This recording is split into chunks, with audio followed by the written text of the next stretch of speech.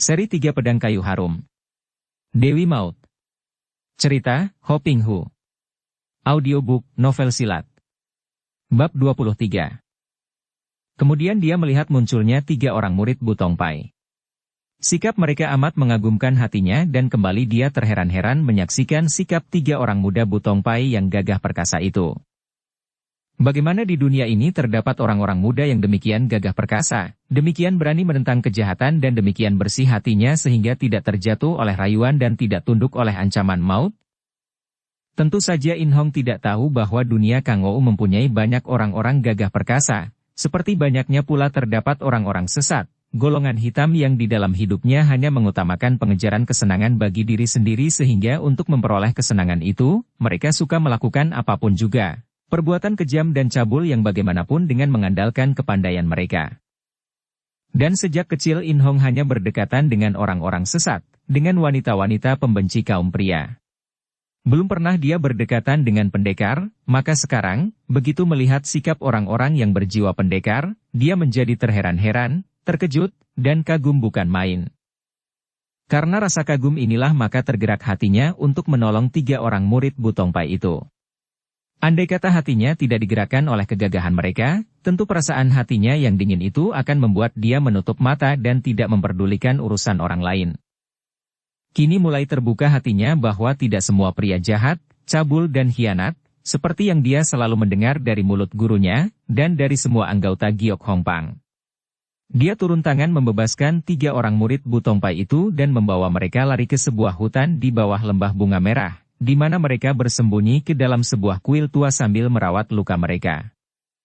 Ketika pada keesokan harinya diam-diam In Hong menyelidiki lagi ke lembah bunga merah, dia terkejut bukan main melihat bahwa pemuda yang dikenalnya sebagai pengawal Kiam Moliok Sun, pemuda yang menimbulkan kagumnya, karena pemuda itu menolak rayuan-rayuan Ai Kui dan Ai Kiao, telah ditawan dan disiksa secara mengerikan, karena kedua tulang pundaknya dikait oleh kaitan baja dan dibelenggu dalam keadaan pingsan. Timbul perasaan iba hatinya terhadap pemuda perkasa itu, apalagi ketika mendengar bahwa pemuda itu mengamuk dan membunuh Ai Kui dan Ai Kiao sebelum akhirnya tertawan, yang didengarnya dari percakapan para penjaga. Dia lalu mengambil keputusan untuk menolong pemuda Shibun yang tidak dikenalnya itu. In Hong tahu benar akan kelihayan Toat Bengkau Busit, terutama sekali Hek Isian Kou, Hua Hua Cinjin dan Bou Taisu, maka dia tidak berani bertindak secara gegabah. Dia menanti sampai tengah malam sehingga dia tidak tahu betapa malam itu Ciok Li Kim dan Busit telah menyiksa pemuda itu yang telah siuman bahkan kemudian menusuknya dengan jarum beracun dan meninggalkan pemuda itu dalam keadaan pingsan lagi dan dalam keadaan terancam nyawanya. Dengan kepandaiannya yang hebat, In Hong akhirnya berhasil menolong pemuda itu dan membawanya lari dari lembah bunga merah setelah dia berhasil meloloskan diri dari pencegatan Hek Isian Kou dan Hua Hua Cinjin. Dia lalu membawa pemuda itu ke dalam hutan di kaki bukit dan memasuki kuil di mana 3 orang murid Bu Tongpai masih bersembunyi dan mengobati luka mereka. Li Hiap, dia siapakah dan mengapa dia sampai begitu tersiksa? Seorang di antara 3 orang murid Bu Tongpai itu bertanya. Mereka memandang dengan hati ngeri melihat keadaan Bun Hou seperti itu. Muka pemuda itu menghitam, jelas bahwa pemuda itu keracunan, dan kedua pundak yang dikait tulangnya itu benar-benar menimbulkan kengerian dan mendirikan bulu roma. Dia adalah seorang pengawal biasa yang entah mengapa telah disiksa seperti ini oleh manusia-manusia kejam itu. In Hong menjawab, kemudian dia memeriksa keadaan Bun Hou. Dengan hati-hati dia mencabut 2 baja kaitan dari pundak Bun Hou. Setelah memeriksa dan mendapat kenyataan bahwa tulang-tulang pundak pemuda itu tidak patah, hanya kulit dagingnya saja berlubang dan luka parah, dia lalu mengobati luka-luka di pundak pemuda itu dengan obat luka yang dibawanya, kemudian membalut pundak itu dibantu oleh 3 orang murid Bu Tongpai. Dia keracunan hebat, kata murid wanita Bu Tongpai dengan alis berkerut, masih ngeri hatinya membayangkan penderitaan yang ditanggung oleh pemuda yang baru saja ditolong oleh In Hong. In Hong adalah seorang yang tidak asing dengan racun, karena dari gurunya dia memperoleh banyak pelajaran tentang racun, bahkan dia mengenal racun-racun dari tumbuh-tumbuhan, dan senjata rahasianya pun adalah Siang Tok Swea, yaitu pasir yang mengandung racun dari kembang yang berbau harum. Akan tetapi dia menjadi bingung melihat racun yang menyerang darah Bun Hou. Setelah dia memeriksa dengan teliti, dia menghela napas dan menggeleng kepala. Apakah kalian mengenal racun yang menyerangnya? Tanyanya kepada 3 orang murid Bu Tongpai itu. Tentu saja murid-murid Bu Tongpai ini juga pernah mempelajari tentang racun-racun untuk sekedar menjaga diri, akan tetapi setelah mereka memeriksa, orang tertua dari mereka berkata dengan alis berkerut. Li Hiap, racun ini hebat sekali dan saya kira kalau dia tidak cepat mendapat obat yang mujarab, nyawanya sukar ditolong lagi. Tak jauh dari sini ada seorang ahli obat yang kiranya dapat menolongnya, akan tetapi sayang, dia menghentikan kata-katanya. Sayang bagaimana? In Hong bertanya. Dia adalah seorang yang berwatak aneh bukan main. Kakek itu di dunia Kangou terkenal dengan sebutan Yokmo, setan obat, akan tetapi juga terkenal dengan wataknya yang amat luar biasa.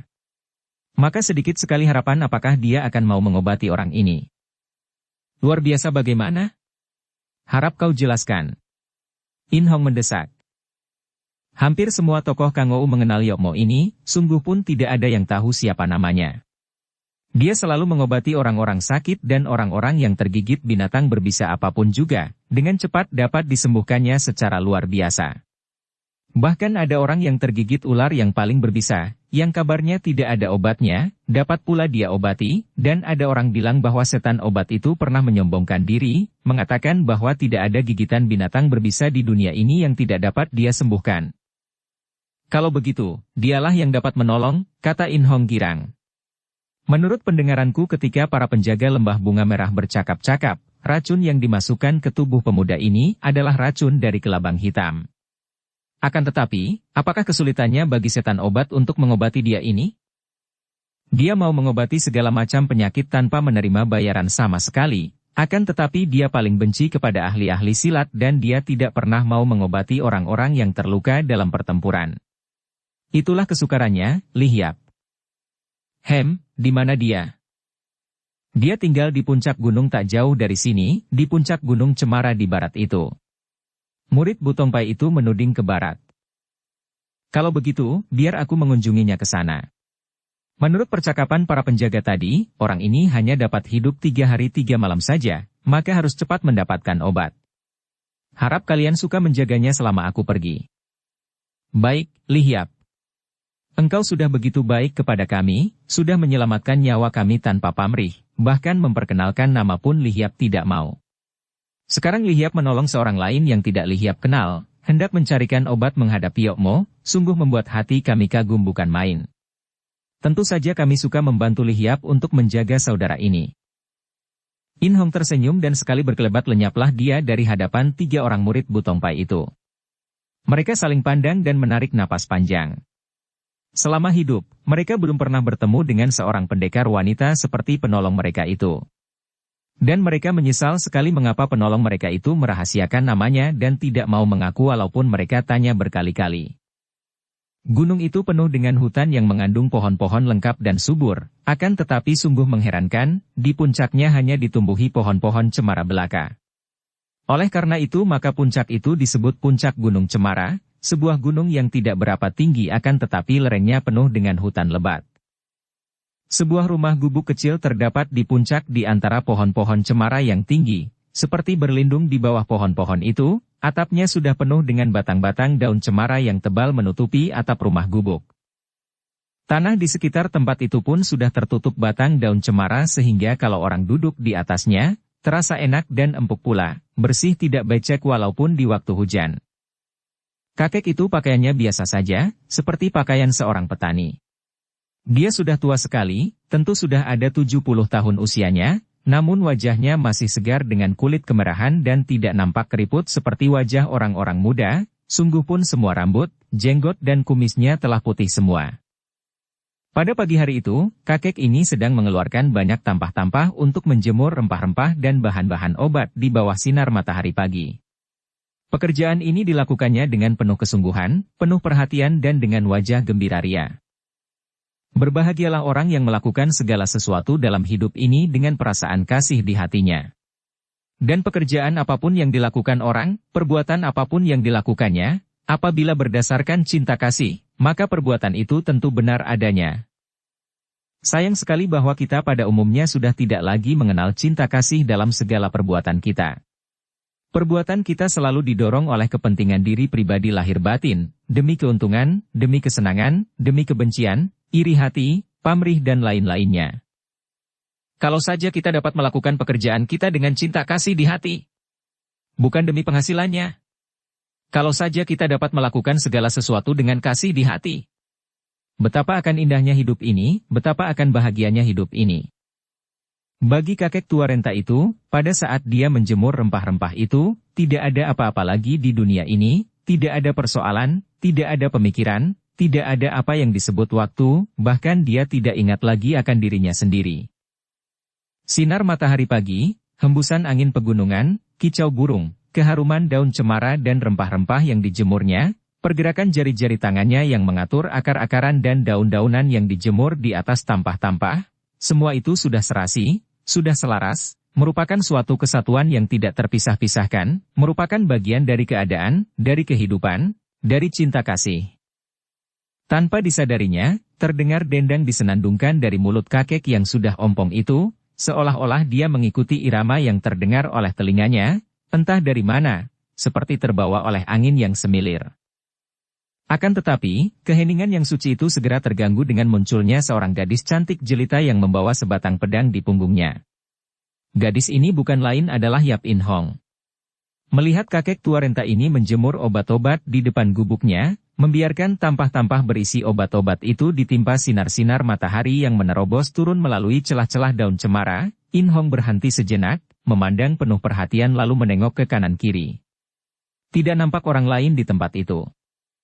Dia melangkah maju menghampiri. "Kakek, apakah engkau yang berjuluk setan obat?" Kakek itu terkejut, seperti diseret turun dari sebuah dunia lain di mana tidak ada pemikiran, tidak ada persoalan, kini kembali ke dunia yang banyak pertikaian, banyak pertentangan yang ditimbulkan oleh manusia. Dia menoleh, memandang gadis muda itu dan alisnya berkerut-merut ketika pandang matanya bertemu dengan sarung pedang di punggung gadis itu.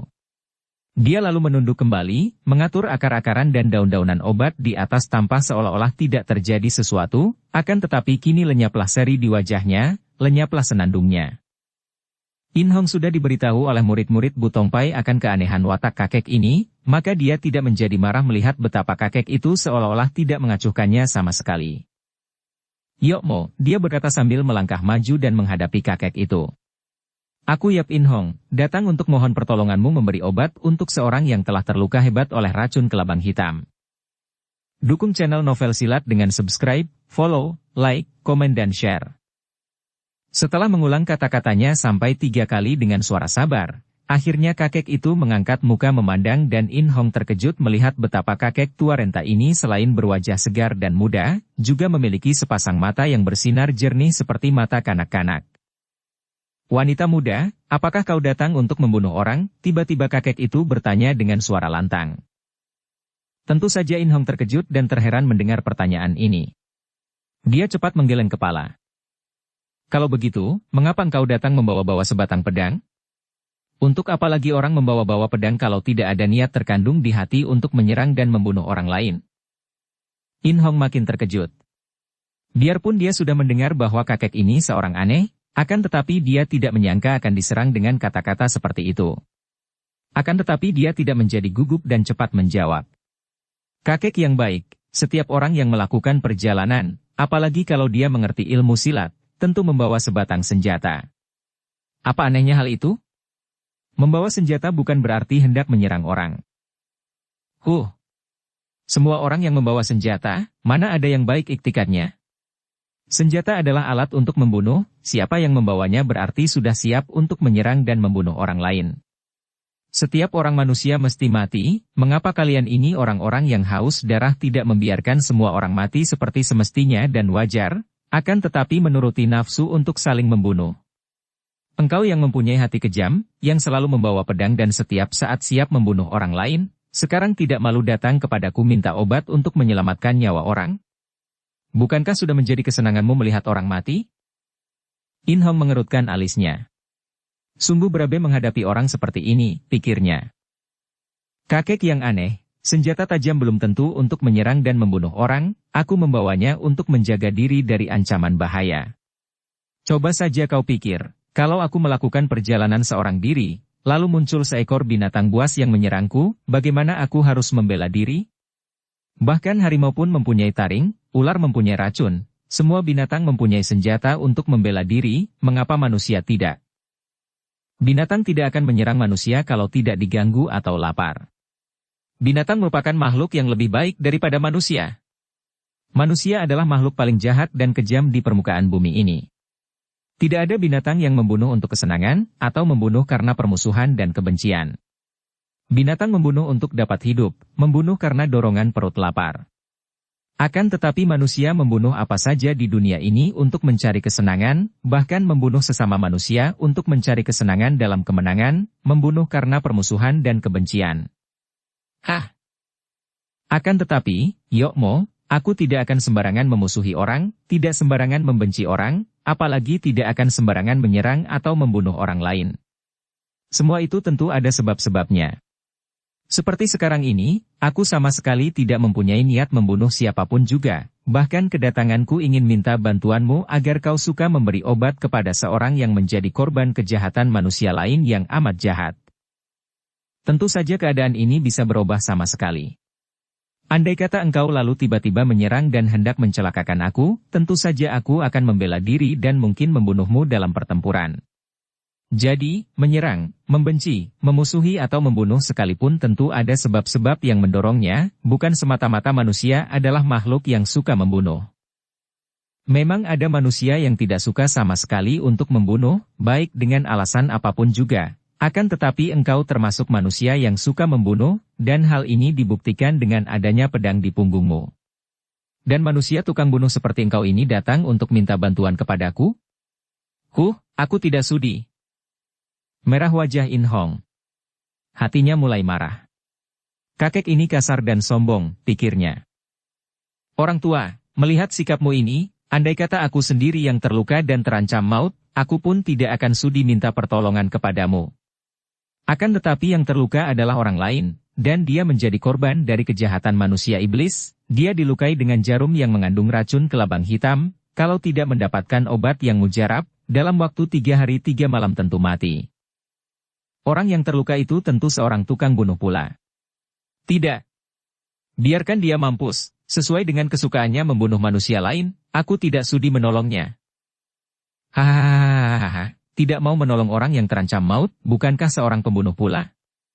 Hahaha, engkau kakek yang bernama Yokmo? Engkau pun seorang pembunuh. Seorang pembunuh yang licik dan curang. Tiba-tiba terdengar suara orang, suara yang datangnya dari jauh, bergema akan tetapi begitu kalimat terakhir habis, orangnya pun nampak muncul seperti setan, seorang kakek pendeta lama tinggi besar seperti raksasa, berjubah merah dan memanggul tubuh seorang anak laki-laki yang seluruh tubuhnya sudah kehitaman karena racun yang amat hebat. Yokmo memutar tubuhnya dan In Hong terkejut bukan main. Melihat munculnya kakek yang didahului sambaran angin dahsyat, dan suaranya yang jelas dikerahkan dengan kekuatan kaikang yang hebat sekali, jelas bahwa pendeta lama ini bukanlah orang sembarangan dan memiliki ilmu kepandaian yang amat tinggi. Akan tetapi Yokmo sudah marah sekali. Dia menudingkan telunjuknya ke arah muka pendeta gundul itu dan membentak. Pendeta-pendeta malah merupakan manusia-manusia yang lebih jahat lagi, seperti serigala-serigala berkedok domba. Seperti engkau ini, mulutmu lancang sekali mengatakan bahwa aku pembunuh. Selama hidupku aku belum pernah membunuh. Hahaha, kalau begitu engkau manusia yang paling jahat. Pendeta berjubah merah itu tertawa bergelak dan hal ini tentu saja membuat Yokmo dan In Hong memandang dengan mata terbelalak. Yokmo marah sekali, akan tetapi In Hong terheran-heran karena omongan pendeta ini malah lebih aneh dan nekat daripada Yokmo.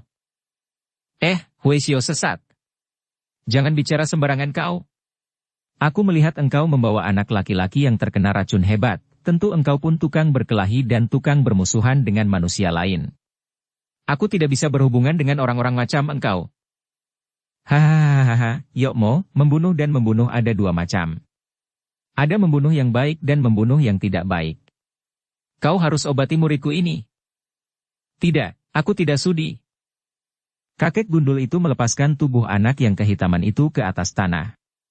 In Hong memandang ke arah anak itu dengan penuh perhatian dan dia terkejut bukan main melihat gejala anak itu seperti korban keganasan racun Siang Tok Swea.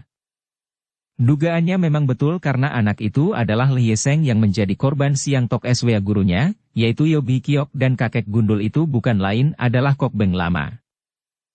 Yokmo, kata-katamu membuktikan bahwa memang ada dua macam sifat membunuh, yang baik dan yang jahat. Kau adalah pembunuh yang jahat, sedangkan nona ini dan aku adalah pembunuh-pembunuh yang baik. Kalau engkau tidak mau mengobati muridku, berarti muridku mati dan engkau menjadi pembunuh yang jahat karena sebetulnya engkau akan mampu mengobatinya.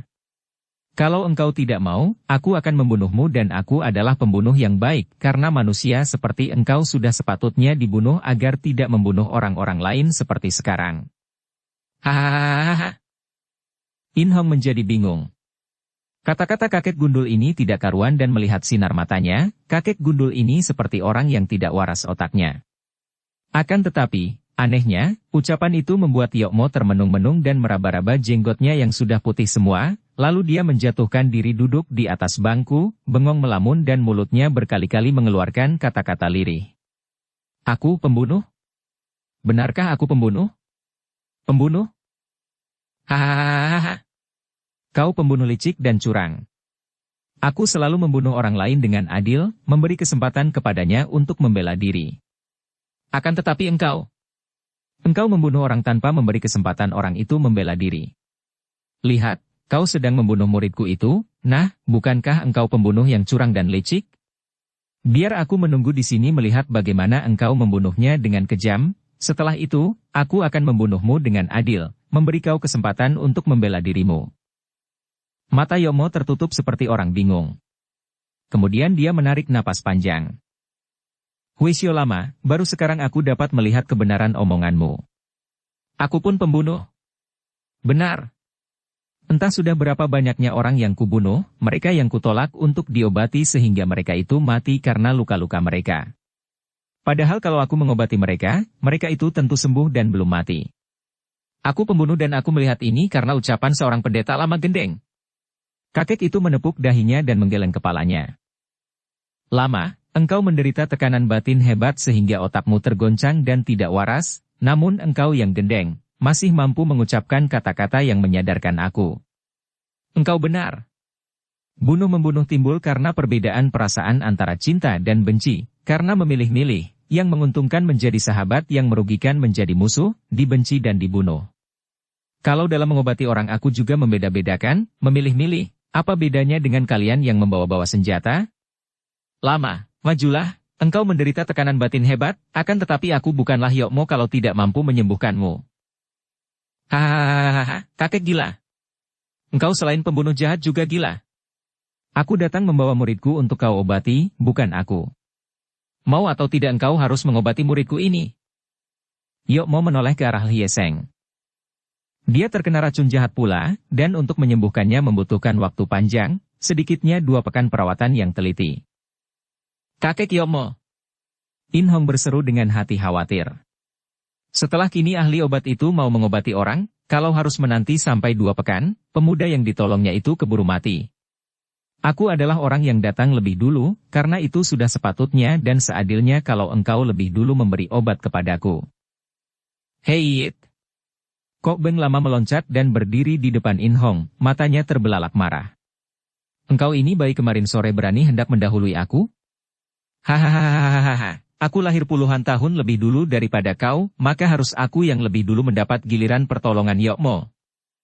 Sebetulnya Kok Beng Lama hendak mengatakan bahwa sebagai orang muda, sudah sepatutnya kalau gadis itu mengalah terhadap seorang yang jauh lebih tua, apalagi dia datang membawa muridnya, yang sudah empas-empis napasnya. Akan tetapi karena pikirannya tidak waras, maka kata-katanya melantur tidak karuan. Tidak peduli. In Hong membentak. Biar kau 100 tahun lebih tua, engkau datang belakangan dan orang yang hendak kumintakan obat itu amat payah keadaannya. Kau berani menentangku? Kok Beng Lama menantang. Karena aku benar, mengapa tidak berani? Bocah sombong engkau. Sombong dan lancang. Kok Beng Lama sudah membentak marah dan kedua tangannya bergerak. In Hong kaget bukan main karena dari kedua tangan kakek itu menyambar hawa pukulan yang dahsyat bukan main. Cepat dia melempar tubuh ke belakang berjungkir balik sambil mencabut pedangnya dan ketika tubuhnya meluncur turun dia langsung membalas dengan serangan pedangnya yang juga amat dahsyatnya. Plak plak plak. Kok Beng Lama terkejut bukan main. Dia tadi memandang rendah, mengira bahwa seorang dara remaja seperti ini mana bisa memiliki kepandaian tinggi. Disangkanya bahwa sekali dia menyerang dengan hawa pukulan Sin Kang tentu akan membuat dara itu jatuh bangun kemudian lari tunggang langgang ketakutan. Siapa kira, bukan saja dara itu mampu menghindarkan diri dari serangan pukulan jarak jauhnya, akan tetapi bahkan mampu membalas dengan serangan pedang yang amat dahsyat dan bertubi-tubi datangnya. Dan karena sambaran pedang yang bertubi-tubi itu mengarah bagian-bagian berbahaya dari tubuhnya, terpaksa kakek itu menangkis sampai 3 kali berturut-turut dengan lengan kirinya. In Hong meloncat turun dengan muka berubah. Kakek itu mampu menangkis pedangnya dengan tangan kosong. Seolah-olah pedangnya yang merupakan pedang pilihan itu, yang digerakkan dengan pengerahan Sin Kang yang mampu menabas putus senjata-senjata lawan, hanyalah merupakan pedang-pedangan kayu belaka.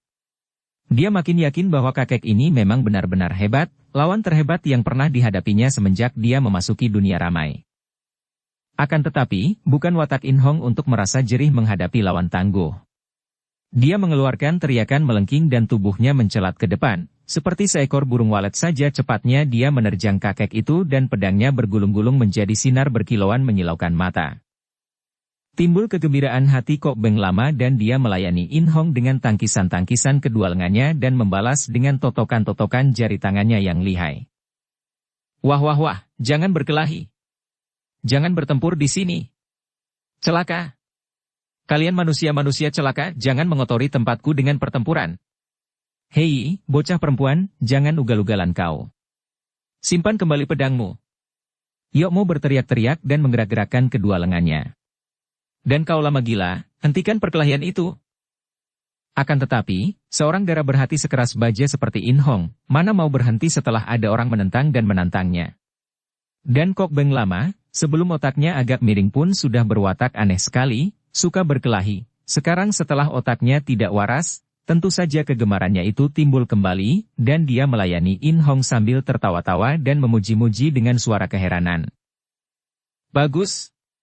Kiam Hoat, ilmu pedang, hebat.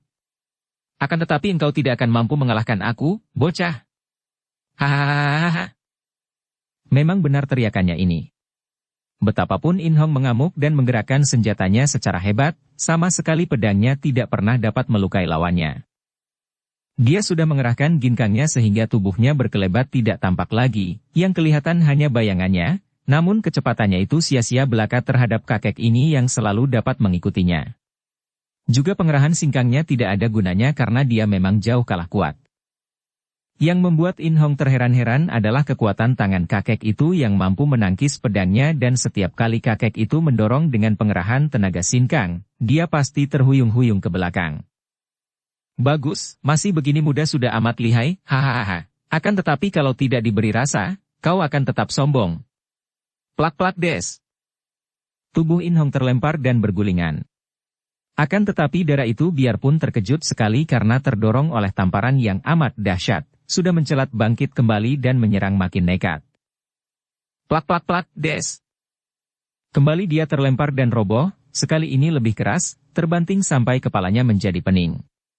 Dan pada saat itu, sambil tertawa-tawa Kok Beng Lama sudah berada di dekatnya, sudah mengangkat tangan menghantam. Plak! In Hong menangkis dengan pedangnya, akan tetapi pedang itu terlepas dari tangannya, menancap di atas tanah sedangkan kakek itu sudah mengangkat lagi tangannya yang ampuh. Sekali ini In Hong maklum bahwa dia bertemu dengan orang yang tingkat kepandaiannya jauh lebih tinggi darinya, bahkan jauh lebih tinggi dari tingkat kepandaian gurunya sendiri, maka dia hanya memandang, siap menghadapi pukulan maut. Lo Qianwei, jangan membunuh orang. Tiba-tiba terdengar suara anak dan kiranya Hye Seng yang berteriak itu. Dia tadi siuman dan melihat pertandingan antara kakek itu dan seorang gadis. Kini melihat kakek itu hendak membunuh lawannya, dia merasa kasihan dan meneriaki orang tua itu dengan suara nyaring. Kok Beng Lama menahan tangannya dan menoleh. Hahaha, kau kira aku akan membunuhnya? Tidak, aku tidak bisa membunuhnya, dia mirip anakku. Dia kini menoleh lagi ke arah In Hong. Gadis itu telah lenyap dari tempatnya ketika terjatuh tadi, bahkan pedangnya juga lenyap. Kalau kau menyerang lagi, aku akan membunuh Yokmo. Tiba-tiba kakek itu mendengar suara In Hong. Dia cepat menengok dan terbelalak memandang kepada gadis itu yang sudah menangkap lengan Yokmo dan menekankan pedangnya di leher kakek ahli obat itu. Dia harus memberi obat kepadaku lebih dulu, kalau kau menentang, lama, biar dia kubunuh lebih dulu dan kita sama-sama tidak memperoleh obat. Kok Beng Lama terbelalak, kemudian menggeram. Bocah licik, kalau kau melakukan itu, engkau akan mati di tanganku. Aku sudah berani berbuat berani pula bertanggung jawab, Lama. Mati bukan apa-apa bagiku, dan biarpun sesudah itu kau membunuhku, namun kematian tetap tidak akan menolong nyawa muridmu, bagaimana? Kok Beng Lama menjadi bengong. Semenjak dia menghadapi tekanan batin hebat, dimulai dari matinya putrinya sampai peristiwa di Qinlingshan, dia sering menjadi bingung bahkan banyak hal-hal lampau yang dilupakannya. Wah, kau bocah memang cerdik. Hahaha, engkau memang hebat. Biar aku mengaku kalah. Hei, Yokmo, bukankah sudah sepatutnya kalau tua bangka macam kita yang sudah mendekati lubang kubur ini mengalah terhadap anak muda? Hayo kau berikan obat untuk bocah cerdik ini. Sesudah itu baru kau obati dan sembuhkan muridku.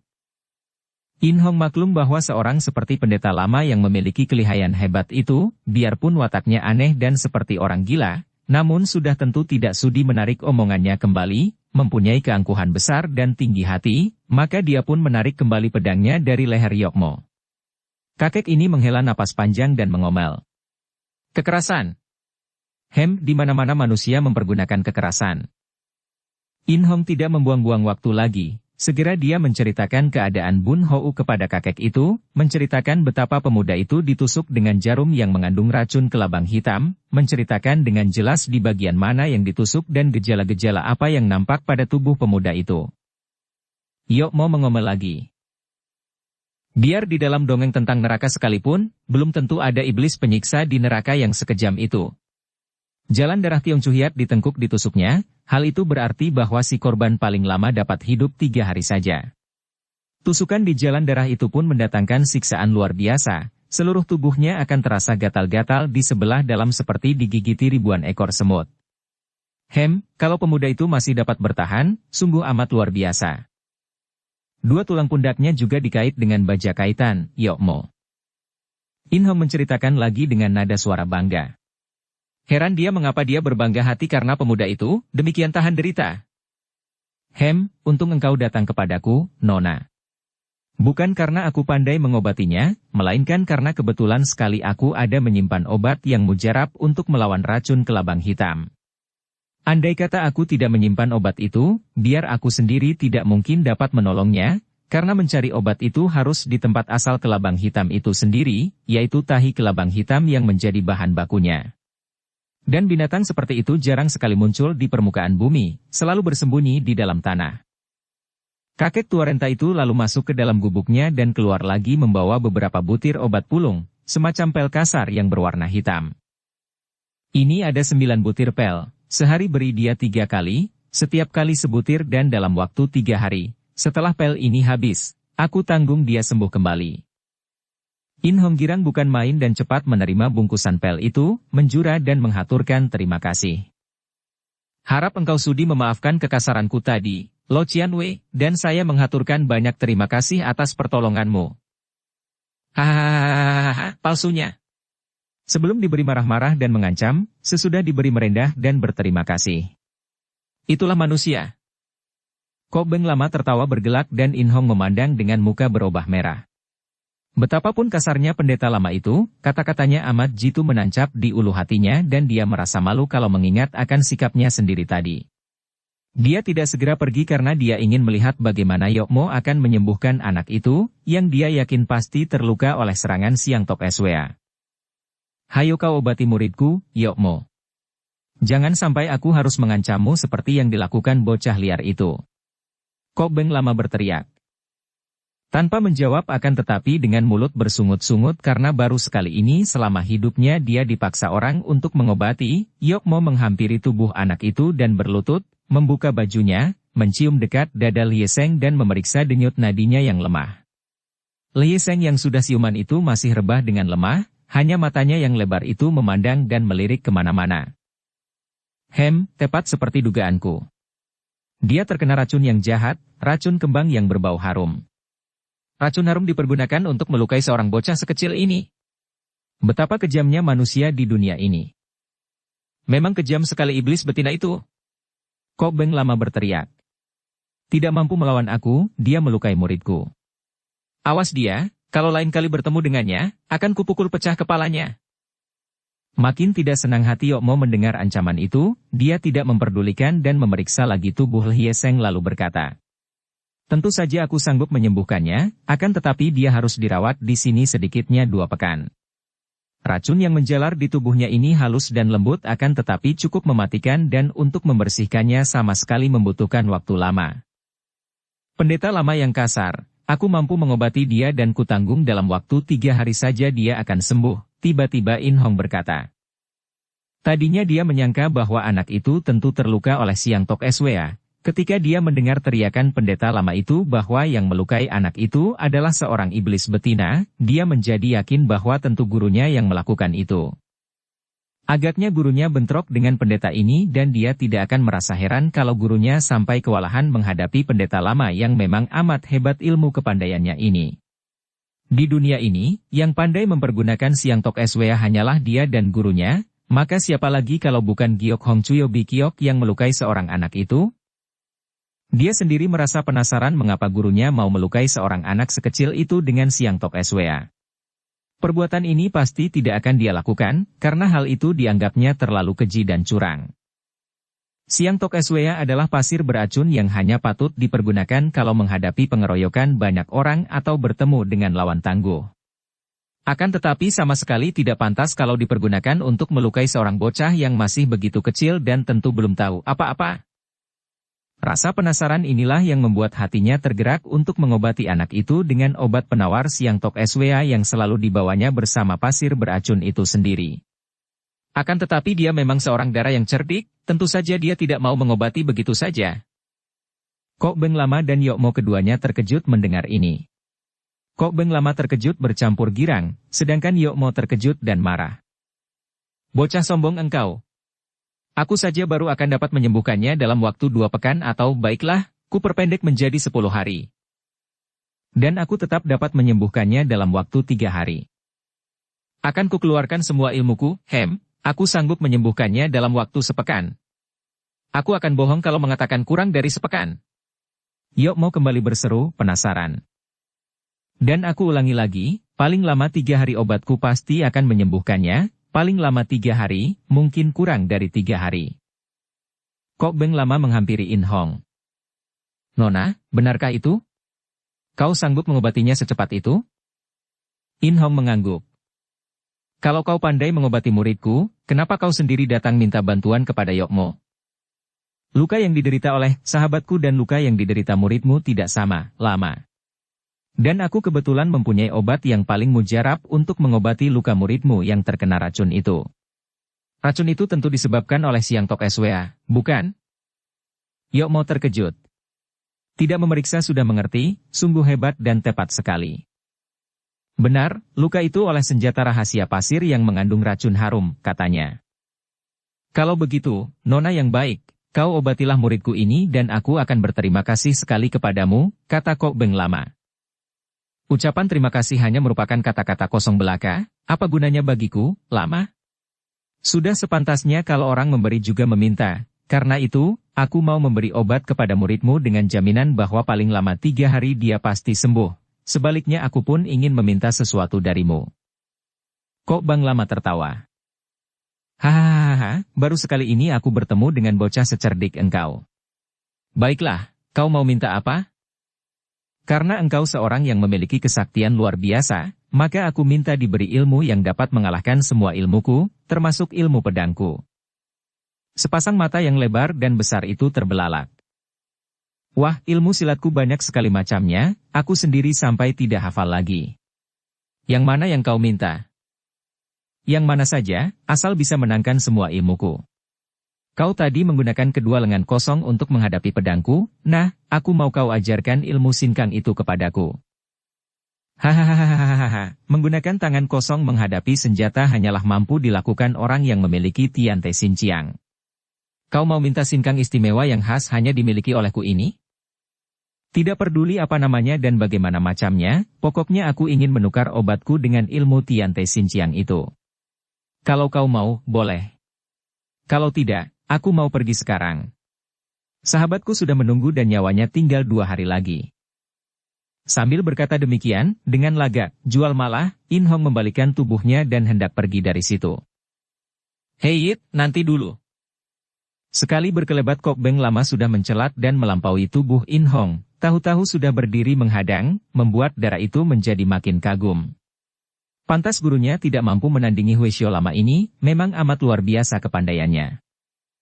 Kau mau atau tidak? In Hong berkata. Kau kira mudah saja mempelajari Tiante Xinjiang? Untuk memperoleh ilmu ini kau harus berlatih sedikitnya 5 tahun.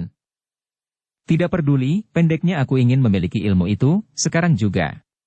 Dan jangan kau mencoba untuk menipuku, lama, karena aku cukup tahu bahwa menurunkan sinkang kepada seseorang, sang guru dapat pula menyalurkan hawa murni kepada si murid dan dengan cara demikian akan dapatlah ilmu itu dikuasai secara langsung. Wah, kau minta yang bukan-bukan. Kenapa yang bukan-bukan? Dengan memberikan itu kepadaku, engkau tidak akan kehilangan apa-apa dan tenaga yang hilang oleh penyaluran itu pun akan mudah terisi kembali. Hahaha, agaknya engkau cukup tahu akan segala hal ihwal pengoperan tenaga sinkang, Nona. Akan tetapi engkau tentu tahu pula bahwa ilmu simpanan seseorang hanya bisa diberikan kepada seorang muridnya. Aku tidak akan menjadi muridmu dan engkau bukan guruku. Tidak ada hubungan guru dan murid antara kita, bahkan saling mengenal nama pun tidak. Kita hanya saling menukar sesuatu yang berharga. Bagaimana, mau tidak kau menukar Tiante Xinjiang dengan obat untuk muridmu? Bersambung ke bab 24. Dukung kami dengan subscribe, follow, like, komen dan share. Terima kasih.